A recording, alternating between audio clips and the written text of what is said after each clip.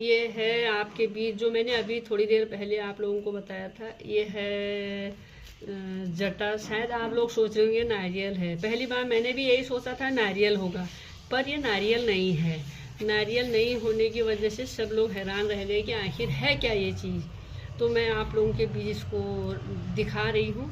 ये है, ये देखिए, ये शायद आप लोग सभी लोग जानते होंगे, पहचानते होंगे। ये है, ये देखिएगा, ये देखिए, ये है आपका सुपारी।